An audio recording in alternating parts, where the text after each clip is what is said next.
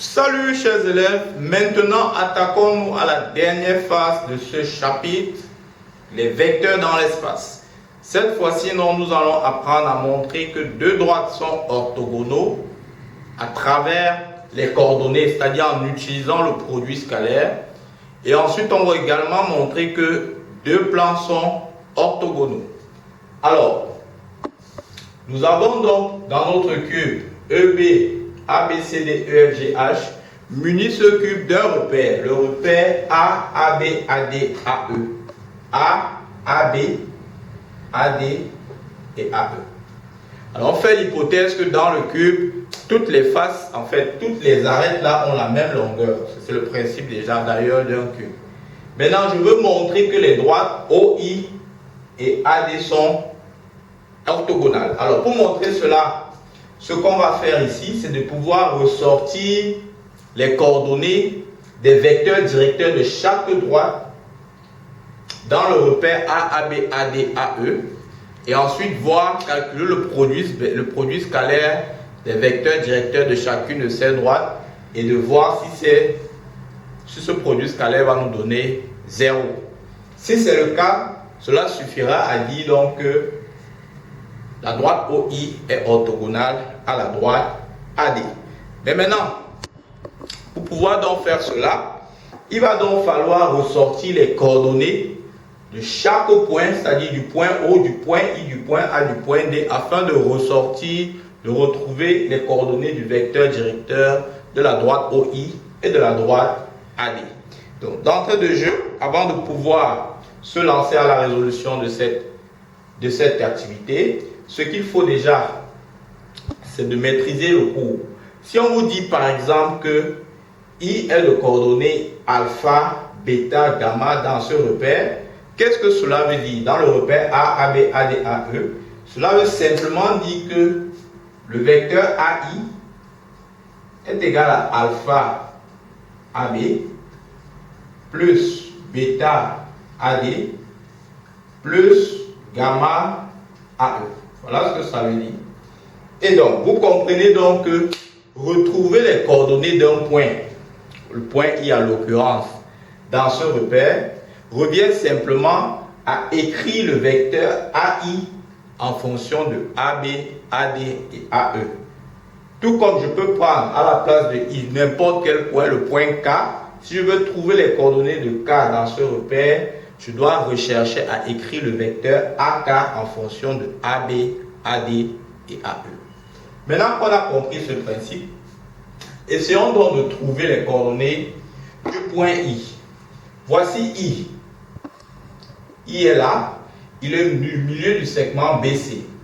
Pour trouver les coordonnées de I, il faut donc que j'écrive le vecteur AI en fonction de A, AB, AD et AE.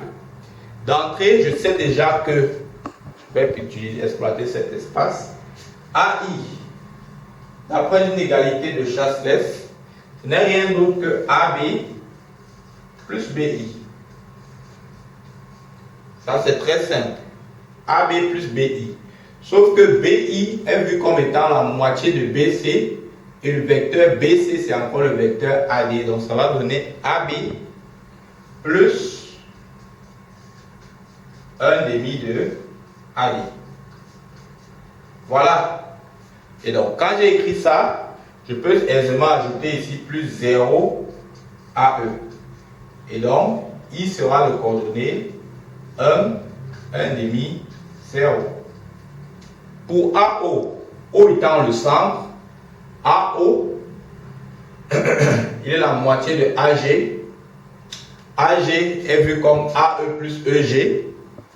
Donc AO,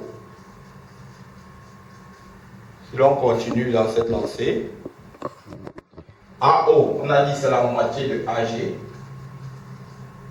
Or, AG, c'est égal. AG lui-même est égal à quoi? AG, c'est AE plus EG. Donc, on vient là, on écrit ça. Ça va donc faire AE plus EG. Non, EG lui-même il est égal à quel vecteur? Le vecteur EG est égal au vecteur AC. Or, EG est égal à AC. Cela veut donc dire que AG serait égal à AE plus AC. AC étant AB plus AD. AC étant AB plus AD. Donc, on aura donc AG sera donc égal à AE plus AB plus AD. Cela veut donc dire que G sera de coordonnées 1, 1, 1. O donc sera de coordonnées, puisque c'est la moitié, 1 demi de AG, ça va faire 1 demi, 1 demi et 1 demi. On continue. Maintenant, on cherche les coordonnées du vecteur OI. Puisqu'on a déjà les coordonnées de O, on a les coordonnées de I, on va regrouper cela. Alors, O est de coordonnées 1 demi, 1 demi, 1 demi. I est de coordonnées 1, 1 demi, 0. OI sera de coordonnées vecteur 1 moins 1 demi, 1 demi moins 1 demi, 0 moins 1 demi. Soit 1 demi, 0 et moins 1 demi. De même, si je cherche les coordonnées du vecteur AD, AD c'est en fait 0 AB plus 1 AD plus 0 AE. Et donc, AD sera de coordonnées 0, 1 et 0. Maintenant, si je fais le produit scalaire OI scalaire AD, cela va me donner quoi? J'aurai 0, 1, 0, scalaire 1 demi, 0, moins 1 demi.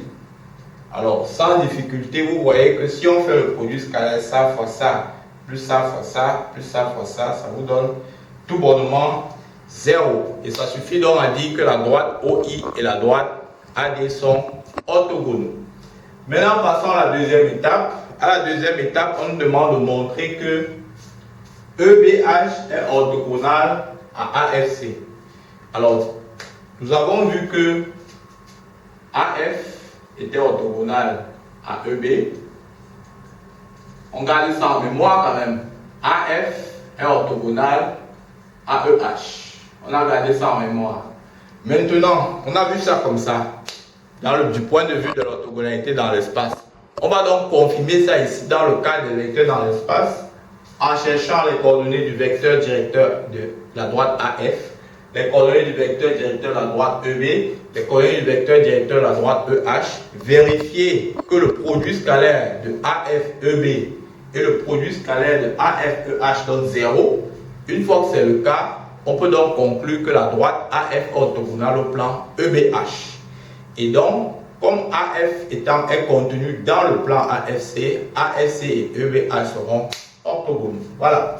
Donc, si l'on se lance donc, AF, on a déjà vu pour AF. Quand je regarde, non. Où est le point F? Voici le point F. Le voilà. AF, c'est AB plus AE.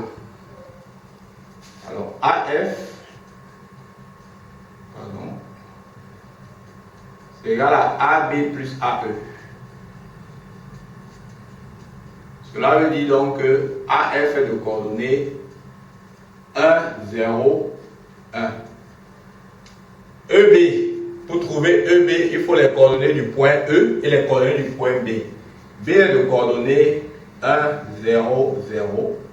E est de coordonnées 0, 0, 1. EB sera de coordonnées moins 1, 0 et 1. Maintenant, je fais le produit scalaire des deux. AF scalaire EB, ça va me donner 1, 0, 1 scalaire moins 1, 0, 1. Alors, quand on calcule ce produit scalaire, on a quoi? On a ça fois ça qui donne moins 1, plus 0, plus 1 qui va donner 0. Premier résultat escompté. Deuxième, maintenant, on va chercher les coordonnées du vecteur EH. E est le coordonnée 0, 0, 1. H est le coordonnée. Alors, alors chercher les coordonnées de H. Voici H. Alors, AH, c'est AE plus AD. Donc, je sais que AH est égal à AE plus AD. Autrement dit, les coordonnées c'est 0, 1 et 1. Et donc, EH sera de coordonnées ça fois ça moins ça, donc 0, ça moins ça fait 1, ça moins ça qui donne 0. Maintenant, je réunis AF scalaire EH. Cela va me donner AF c'est 1, 0, 1, donc ça fait 1, 0, 1, scalaire 0, 1 et 0. Alors si on fait le produit scalaire de ce que l'on a là, vous voyez aisément que ça fois ça, plus ça fois ça, plus ça fois ça nous donne 0. Étant donc donné qu'on a AF scalaire EB égale à 0, AF scalaire EH égale à 0, ça suffira à dire donc que AF est donc orthogonal au plan EBH.